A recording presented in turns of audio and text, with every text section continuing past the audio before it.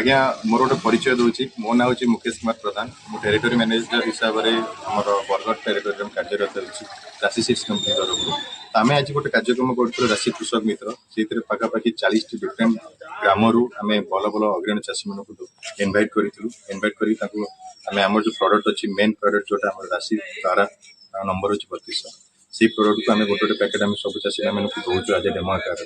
तार मेन कारण कौन आम से दान कहीं आम दौचु कारण आम ये कुचिंडा जगह हूँ कुचिंडा एरिया हूँ पाखापाखि आपंकर ये 70-80% छोट धान ही लगे आमर धान हूँ 100-15-120 दिन धान मोटा धान तो आम जो देखिए रोग प्रतिरोधक सहनशील रोचे तो से आम कौन करूँ चाषी भाई मानक देखिए